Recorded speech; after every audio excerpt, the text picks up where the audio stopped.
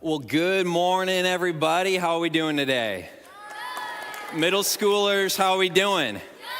Yes, I'm glad you guys are in here cheering me on. I appreciate you guys coming in here. I promise I will do my best not to go too long or be too boring, but I am excited to jump into our message for today. We are wrapping up our Storytellers series. Last week, we took a little bit of a break to do Baptism Sunday, which is just the most phenomenal weekend of the year. My favorite Sunday. I adore it. But today, we are back into Storytellers and wrapping it up, which really has just been this series about stories from the Bible that center on hospitality, how to have hospitality and how to show it to other people. And so we are going to be telling another story from the Bible about that today.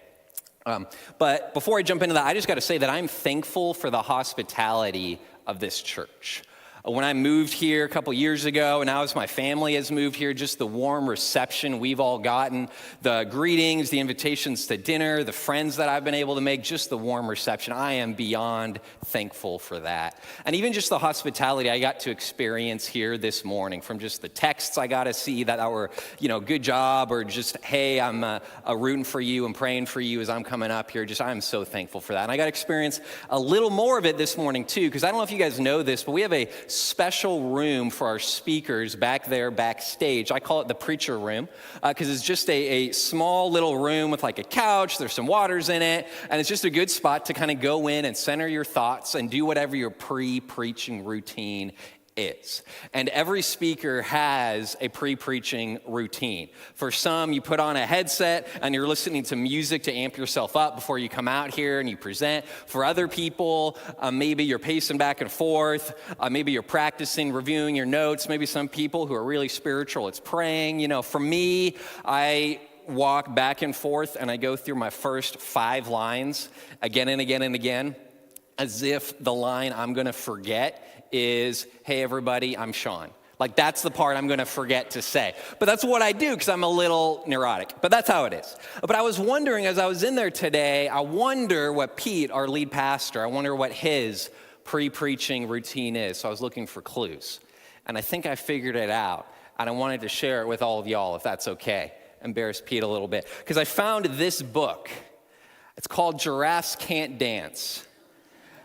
And I know this book has been in there for a couple months. So it's been in there before we started the Storyteller series and we had all the guest speakers in here. So it's owned by somebody who is preaching a lot. On the back it says this: a best-loved, rollicking, rhyming story, perfect for little ones. And you might be thinking, Shawn, maybe it's an accident. Maybe it just got left in there. And to that, I would say it's bookmarked. Somebody's been reading this and didn't want to lose their spot. So if it wasn't Pete, I want an explanation on who this was, but you guys can ask him in the lobby afterwards. But joking aside, I have really gotten to experience hospitality here, and I'm just so thankful for it. Another time I got to experience hospitality was years ago. I was in Indonesia. I was doing a mission team. I was leading a team of about 15 people there. And we were doing work on some remote island communities, building retaining walls, helping build wells, that kind of stuff. And one evening, in between different islands that we were working on, we were at kind of our base camp. And one of our translators or guides, one of the missionaries who was there all year round, mentioned to us, hey, on my island that I'm from nearby, I've got a friend, somebody I know, who is getting married, and the wedding is tonight. Would any of you like to come? Now, I would never jump at, or would never miss the opportunity to watch a wedding in another culture. Weddings are done differently in every culture on earth, and it is just the coolest experience to get to see how other people do it in other ways, and just the beauty that goes on there. I love it. But I also knew this. Can you picture a wedding here in the United States? And if you've been at a wedding, you've helped pay for a wedding, or you've had your own wedding, you know this is a nightmare. When somebody shows up who almost didn't make the guest list, it's like a friend of a friend of a friend who was like that, like, if I couldn't have 5 more people, this person wouldn't get invited, but luckily we had space, so this person is. The person comes, and then they bring with them 15 people who you've never met before and who don't speak your language. Can you imagine that? No prompting, just day of invitation. Sounds like a nightmare, right? And so that's what I'm thinking in the back of my head. This sounds like a disaster. And so, but I say to our guide, are you sure it's going to be okay? And he says, absolutely. They would love to have you there. So we say, all right, we'll take your word for it and we'll go. We'll eat before we're going, so at least they don't have to worry about feeding us out of the blue. And so we did that. We jump on the boat, we drive over there, and we kind of join in with the wedding right as they're moving to kind of the reception time of it. And as we're walking in, we're meeting people, and our translator's introducing us to some. We're having some casual conversations with everybody. And I think, great. And then as it's kind of all moving towards the tables, we're like, great, we're going to stand in the back and just kind of watch so we don't get in anyone's way. We so appreciate being able to be here. And as we get over into the area where the tables are, we realize there's about 200 people here at this wedding, and they have 4 folding tables with chairs around them for seating. So they can seat maybe 35 people, and there are 200 people here, not enough chairs, okay? As we walk over there, on one table over here, everybody gets up, looks at us, and says, please have a seat. Guys, I felt so guilty. And I looked at my translator, and the translator was like, you do not deny their hospitality. You all go take a seat. And so we did. We went and we took a seat. And it's like the family who's standing up. It's like the elders of this island who are standing up and moving. They're standing in the back now so that we can have seats at this folding tables. And then they start bringing out the food, and they're just heaping food in front of us again and again and again. And we ate before we came, so we wouldn't have to eat any of their food. And they had food for maybe like 50 people, but they just keep bringing all they have and putting it in front of us. And when I go to refuse and say, no, it's okay, I already ate, you're good, you guys can keep this for yourselves, the people who, were actually invited to the wedding. And but our guy looks and says, you do not deny their hospitality.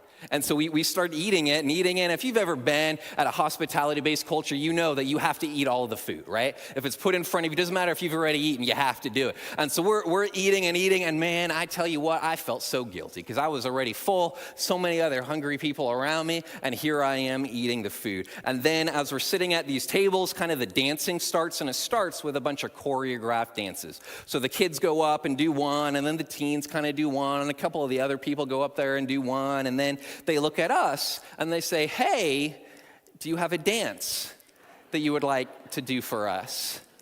I don't know if you've ever been in a foreign country randomly and just been asked, hey, would you like to do a dance in front of 200 people? It's a little intimidating of a question. Believe it or not, we had a dance ready. Because somebody had warned us before we started the trip, hey, just so you know, they might ask you to dance. You should have one ready. And so we actually got up there and we did this dance. It was like a line dance, kind of like the wobble or the cha-cha slide or something. And we got a bunch of the kids up kind of doing it with us, and we had a good time doing that with them. And it was fun. And then we went off, took a seat, and finally were kind of able to go to the back and kind of watch before we left for the day. But I remember leaving and just feeling guilty because for a moment, all the attention in the room was on us. For a moment, it stopped being about the bride and the groom, and it was about these crazy strangers who had come from halfway around the world and then just showed up unprompted and uninvited. And I felt so guilty about that, so I had questions. And so I was asking our guide and asking our translator and asking about how this worked. And what I realized was that this, for them, wasn't a sacrifice. It was an honor. That a group of people traveled this far and thought their wedding was important enough that they wanted to go, even though they knew nobody. It wasn't a sacrifice, it was an honor. And that completely flipped the script on how I looked at hospitality, didn't it?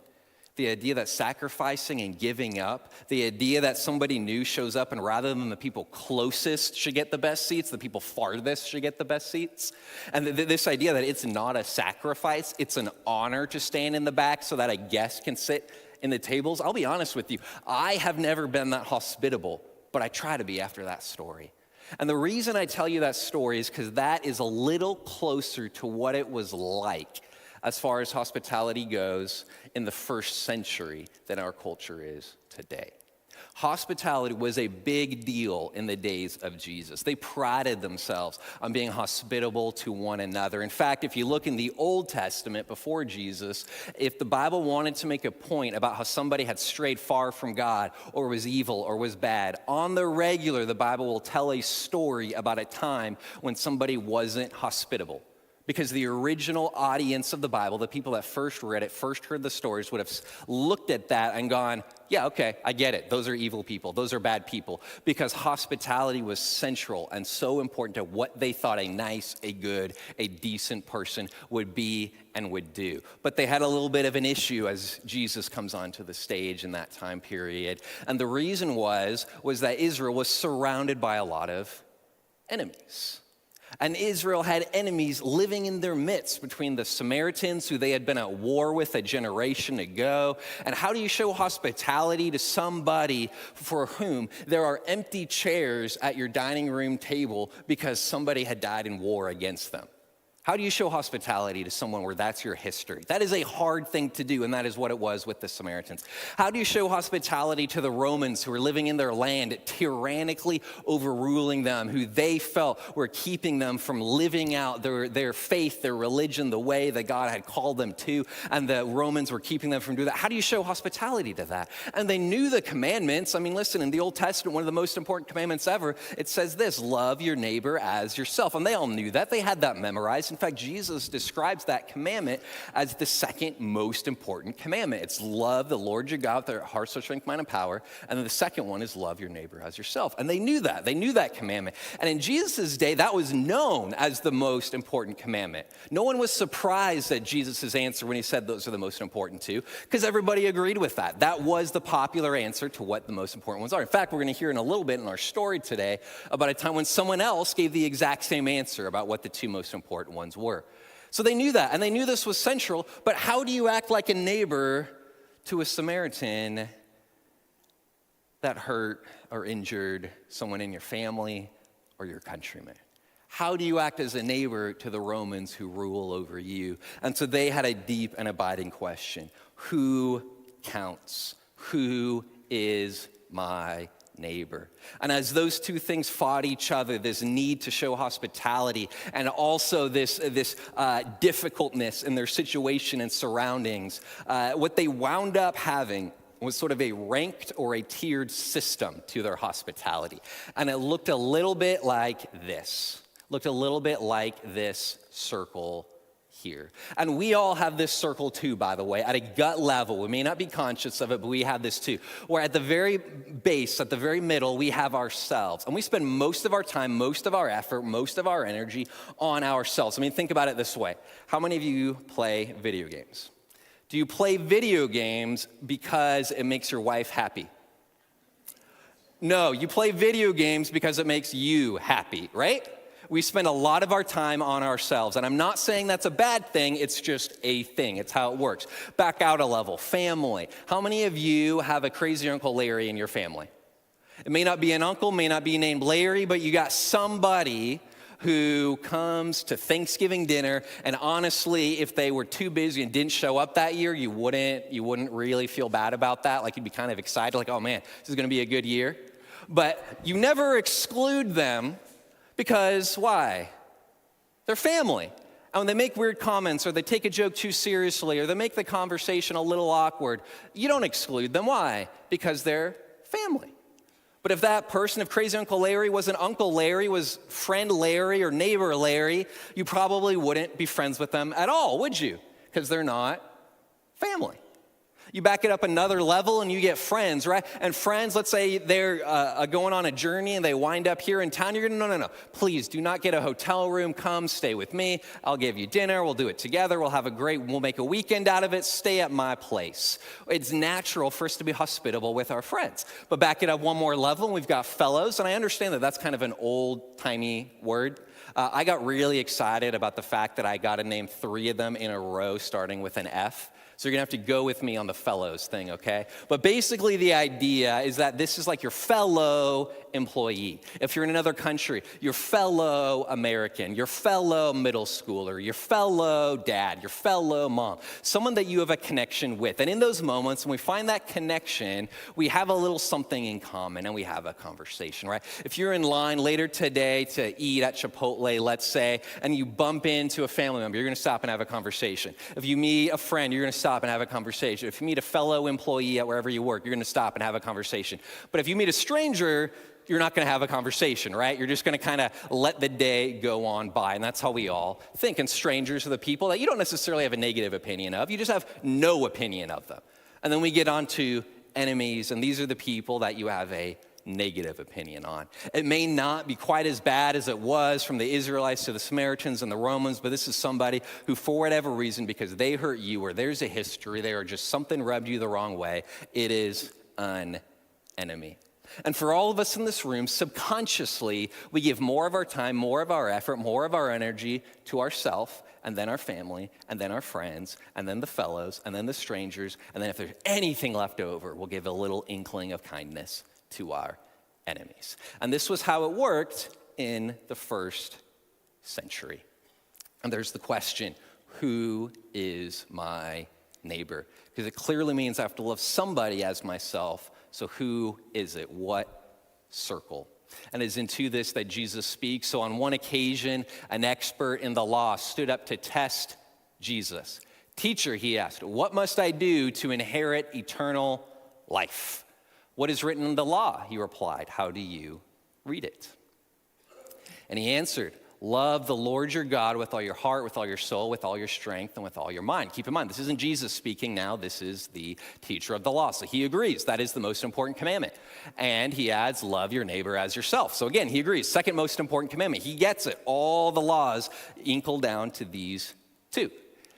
Jesus answers back, you have answered correctly. Do this and you will live. But he, the man, wanted to justify himself. So he asked Jesus, and who is my neighbor? A couple of thoughts before we move on there. First of all, it starts by saying the guy wanted to test Jesus. So this isn't a genuine question he's asking. He's trying to trap Jesus, prove himself right, get a leg up in this conversation. And we know that he's kind of entering in. And chances are what's happening is he is doing exactly what it says and trying to justify himself. Like, listen, if you think about the commandment, love God with all your heart, soul, strength, mind, and power. Is it possible to do that 100% of the time? No, we're all gonna mess up and fail at that, right? Is it possible to love your neighbor, even if it's your family, your friends, 100% of the time? No, it's not. So when you give those as being what you have to do, what the standard of perfection is, which is way up here, and you are measuring somewhere down here, you have two options available to you. The first one is you can acknowledge and you can answer back, Jesus, I know those are the commandments, but I fall short, try as I might. You got another option. And I would assume at that point, Jesus would answer back and talk about that's the whole reason he came. That's why he died for our sins, so that when we fall short, it's okay, because his forgiveness washes us and we wind up measuring up because he fills the gap. But the other option we have is we try to justify ourselves, meaning instead of us trying to go up here, or us depending on Jesus to forgive us, we try to lower the standard down. And we do that, and that was certainly what was happening in that day. And that's what you can see the teacher of the law doing. That's why he asked the question, who is my neighbor? Because really, the question he's asking, if we can bring back up those moral circles for a second, is he acknowledges that the first commandment is about loving God most of all. So it looks a little bit more like this next graph, where God is at the very center. Everything is supposed to flow towards that. He gets that. He understands that. He likes it. Hard to do. He thinks he can do that because he thinks that just means walking out the commands and making the sacrifices and wearing the funny outfits and doing all that kind of stuff. He gets it. He likes it. Fine. Then you back up to self, and he's wondering, does it mean I have to love my family like I would myself? And that line disappears. Does it mean I have to love my friends as I would myself? And the next line disappears. Does it mean I have to love my fellow Israelites as I would myself? And this, by the way, is where most scholars at the time, the rabbis, would have put it. You have to love your fellow Israelites as yourself. You don't have to love the Romans, the Samaritans, the random Greek on a journey wandering through. You have to love your fellow Israelites, particularly if they shared a tribe with you, particularly if they were your friends or your close family. And it is into that Jesus speaks, and he answers the question, who is my neighbor? In a story that is world famous. In fact, you guys, for many of you, this passage, this story is very familiar. You're going to know it. If you were to Google 20 most famous stories in the Bible, this story would come up. This is a story that Jesus probably made up. And if you looked at that list of 20 stories, it's probably the only one that was like a told story, not like David and Goliath, right? Where it's a story that was an event. No, this is something Jesus told. It's only one paragraph long, and it has changed the world in terms of how powerful it is, how it has reinvented people's thoughts. There are nonprofits named after it. There are organizations named after it. We have a code of laws of the United States named after this story because it has been that powerful of a story throughout the ages. It is, of course, the story of the Good Samaritan. I'm just going to read the whole thing because it's so short. It's only a paragraph long. And this is what it says. In reply, Jesus said, a man was going down from Jerusalem to Jericho when he was attacked by robbers. They stripped him of his clothes, beat him, and went away, leaving him half dead. A priest happened to be going down the same road, and when he saw the man, he passed by on the other side. So too a Levite, when he came to the place and saw him, passed by on the other side. But a Samaritan, as he traveled, came where the man was, and when he saw him, he took pity on him. He went to him and bandaged his wounds, pouring oil and wine. Then he put the man on his own donkey, brought him to an inn, and took care of him. The next day, he took out 2 denarii, which is to say 2 days' wages, and gave them to the innkeeper. Look after him, he said, and when I return, I will reimburse you for any extra expense you may have. With that, Jesus concludes the story, turns to his audience, and says, which of these do you think was a neighbor to the man who fell into the robbers? And the answer he receives back, the expert in the law replied, the one who had mercy on him. And Jesus told him, go and do likewise. That story is a powerful, powerful story. As I was preparing and reading that story, I've heard that story maybe 1,000 times, and I still can't read it through without feeling a little convicted in my heart, because I can just picture myself as the Levite, as the priest, because I know how many times I've been going about my day and I see somebody who needs help or needs me in that moment to be a little less selfish, and I do nothing. I know that. I can see myself in those stories. There's not been a time I've looked at this and gone, yeah, I'm the Samaritan. Yeah, I've got this figured out. No, I see myself in the people that get this story wrong. And so does the audience listening to it. And you can tell because they almost feel like ashamed in the response. The teacher of the law, he says, the one who had mercy, because he understands that the Samaritan is the right answer. The Samaritan is the one who got it right. But this is the Jewish people, they're supposed to be hospitable to one another. And what Jesus is saying is, listen, that was how far you lowered the bar, and you can't even do that. Of course you need me to reach eternal life. Because you all in the audience, you can picture yourselves in this story as people who still fall short of showing hospitality again and again and again. And to play just a little bit of defense for the priest and the Levite, a lot of scholars will look at this and will say what was probably going on was the priest and the Levite lived in Jericho and they were heading up to Jerusalem to work in the temple. It was kind of a 2 weeks off, 1 week on kind of situation for priests in those days. And so if you were coming on to your shift and you had just touched a dead body, you weren't allowed to work because you were considered unclean. So it's very possible that they had looked at this man, thought, I think he's already gone. Someone else will come along. I don't want to have to call out, right? They didn't even have cell phones in those days. So I don't know how they would have, I guess, sent a pigeon or something. I don't know. And but basically said, I can't work. I know that's a massive inconvenience to the whole city of Jerusalem, but I stop. Now, we know that's just an excuse. It's a good excuse, but it's just an excuse. And we know because Jesus doesn't let that excuse stand. We all know from looking at the story, the priest and the Levite did the wrong thing. Other people will give another excuse. Other scholars will say that what they might have been thinking is that in these days, this road, this path was a very, very dangerous road. And it was. I've personally been down this road when I visited Israel many years ago. I went when it was paved. And let me tell you what, it is still extremely dangerous. There are sheer cliff faces on either side of you. There are rocks, there are ledges, there are hidey holes that have been used by rebels throughout the centuries. It is a dangerous spot that is primed for robbers to attack you.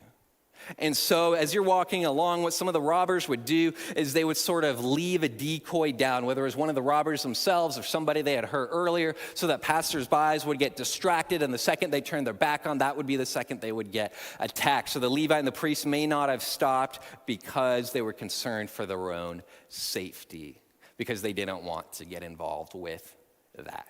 Now, once again, that sounds like a very familiar excuse, doesn't it? How many times have we not gotten involved in a situation where honestly we probably should have because we found a really good excuse?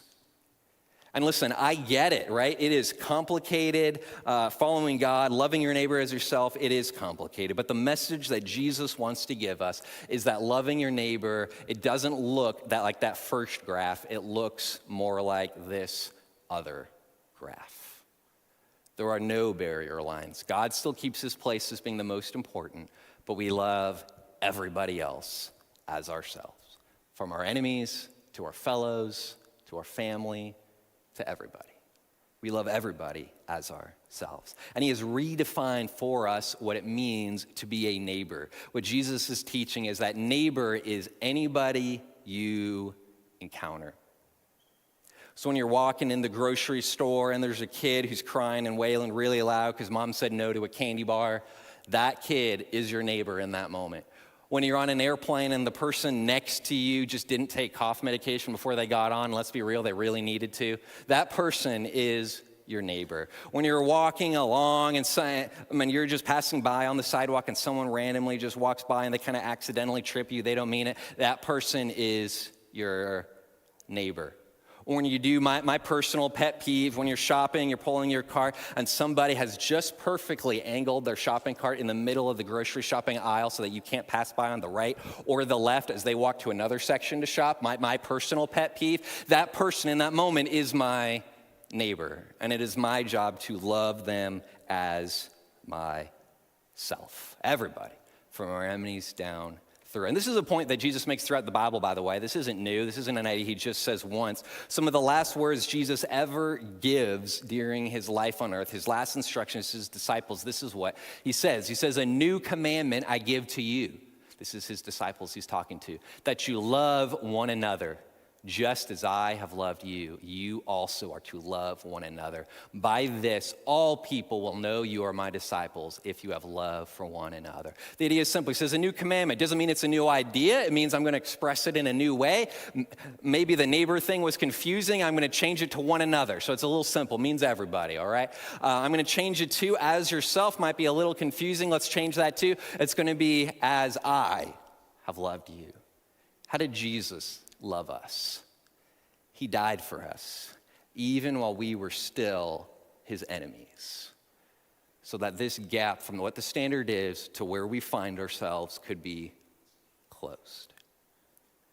And as you look in the life of Jesus, Jesus winds up spending more of his time, more of his attention, and more of his hospitality with those who are farther from God, rather than those who we would say are his family, are close. Because God loves everybody and doesn't have those barrier lines. Now, this is complicated. I get it. Here's the thing. It's a great principle to say. Love everybody, right? I don't think this is a particularly controversial principle. I don't think any of you are out there going, you know what, Shawn, I disagree. I don't think we should love other people. I don't think that's a response I'm going to get in the lobby after the message this morning. That's not the complicated part. The complicated part isn't the principle we all like and we all agree with. The complicated part is when you try to live it out, right? Because we all might have different opinions on what it looks like to do that. I mean, is what I'm saying that bully that has been bullying your kid at school, you need to invite that kid over for dinner? Is that what I'm saying? I mean, you would invite a family member or a friend over for dinner, but would you invite an enemy? Is that what I'm saying? Am I saying that every time you're walking along, you happen upon someone who maybe kind of should need help, don't care about your own safety, jump in and help? Am I saying that there is never a time when you shouldn't help someone? I mean, what about when helping hurts? Have you ever heard that expression before? That sometimes when we want to help someone, we want to be generous, we're just enabling somebody's bad behavior, or we're just making them feel entitled, and rather than helping them kind of support their own life. Am I saying that none of those things ever happen? And the answer is, of course they do, and of course it's complicated. And this is what so many of the fights we have in our world is. It's not about one group who hates everybody, one group who loves everybody. It's that both groups love everybody, and they disagree on how to best love other people. That's what so many of our fights are about. It's not about intentions. It's about how we actually live out the love that we all believe that we should have. And we disagree on that and we fight about it. So I get it. It's complicated. We'll talk about that more in a second. And listen, I'll be the first to admit this. I fail at this. Like I mentioned, right, that when I read this story, I feel convicted because I can count how many times at the top of my mind I fail at this. There's a good story. There's a group that did an experiment many years ago. They went to a seminary campus. A seminary, if you're not familiar with the term, is like a master's program for pastors. And so they were there, and they had somebody walking around on the quad, the central area of campus. And as different seminary students would walk by, they would go up to them and say, hey, I'm so sorry to interrupt your day. I am a part of a Bible study that is happening across campus on the other side. Our pastor, the guy who was going to come in and teach it, he wound up not being able to come, got sick at the last minute. Would you mind stepping in? I know you're a seminary student. Here's the passage. Would you mind just coming in and sharing a little something and kind of leading it for us? Now listen, if you've ever met, a young seminary student, that is a dream come true. You spend all of this time memorizing Bible facts and church history, just hoping that one day someone's going to come up to you and go, hey, would you mind sharing some Bible facts with us? And let me tell you what, it never happens. Like not even once. You do all this training and it just doesn't happen, right? And so they are ecstatic and excited. This is a dream come true. And so they say, of course, I don't mind at all. Let me grab my Bible, and then starts running across the campus while thinking to themselves, hey, what am I going to talk about? Do I have a funny story to start with? Do I have a good illustration? What am I going to say about this passage? Do I know any church history stuff? Like what would I do? And it's just running across the campus. And as they pass by the middle of campus, there on a bench, the group has staged somebody who is bruised in tattered clothing, got some fake blood on them to distract, and is slowly mumbling, help, help. Guess what every single seminary student did? Kept walking, walked right by. You got it. Why? Because their mind was on something else. Anybody want to guess what passage they were given to preach on?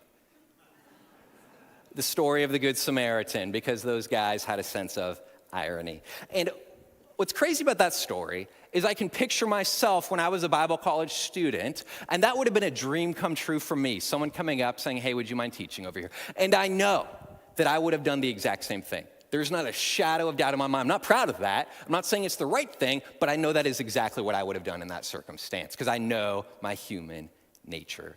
And I know that for many of us, that is exactly what we would do today. And maybe you can picture stories from your own life when you would have done that too. Even though in our heads, we know it's better to go love other people than to go preach a sermon about loving other people, we get really excited about the one, at least I do, and less excited about the other. So I get it. We all mess up and it's complicated. But what do we do? Where do we go from here? So I just want to get real practical for a second. Here's my first point. Expand your circle. Whatever that circle looks like for you, grow it.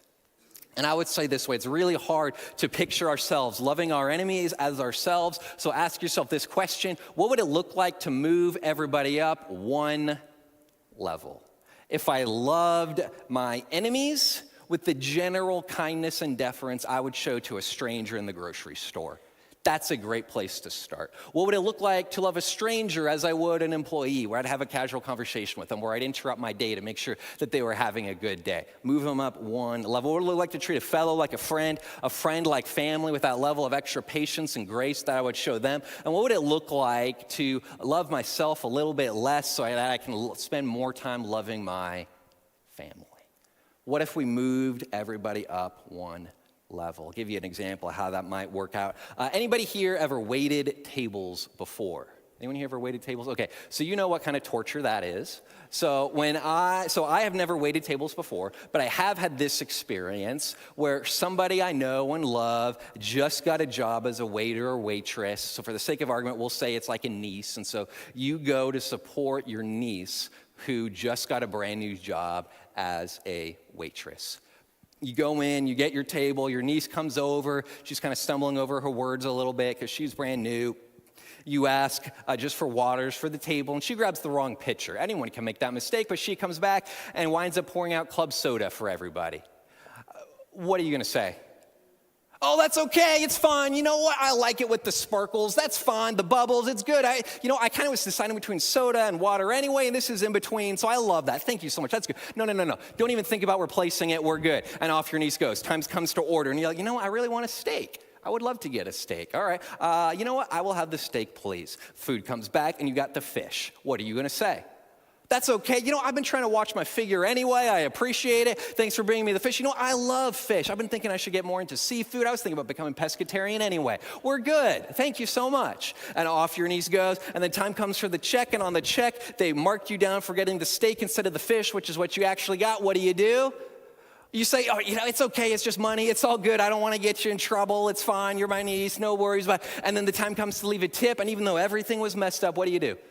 You over tip. It's not just like 15%. You're even like 20, 30%. Why? Because you're there for the person, not there for the experience of the food. Let's flip that example around. It's Sunday afternoon. You're going out to eat. Your waiter or waitress is a complete stranger. You've never met them before in your life, and they come up, and you just want waters for the table. They come back with the club soda. Not happy. This isn't a good day to eat out. This isn't going well. A little bit later, you order the steak, and you're brought the fish. And then you're charged for the steak and not the fish. And what happens? My bet is as the meal goes on, you're kind of doing that mental math, You're like, okay, we started at 20%. Now it's 18%. Now it's 15%. You know what? I got overcharged. I'm just going to deduct that from the tip, And then as you go through, the tip gets lower and lower and lower. Now, what's the difference between those two examples? One is in your inner circle, and one isn't.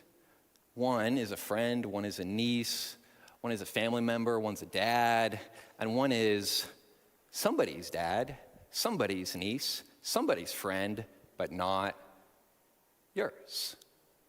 So what does it look like to expand our circles, even as we're doing something as simple as eating in a restaurant?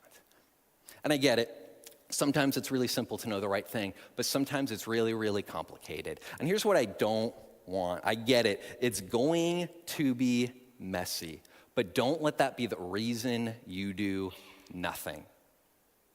See, here's the thing. In this story, the teacher, he wanted to bring down the standard. He wanted to make himself not have to do as much. And sometimes we can use the fact that it's messy, that we're not sure if we should step in or not, when we're not sure about these things, be the reason that we lower the standard. Now, are there legitimate reasons to sometimes not step in? Sure there are. But here's what I don't want. I don't want that to be an excuse for us to not do anything. Because if I'm honest, the times when I let myself not do something is usually because I use that as an excuse, not because the reason was legitimate.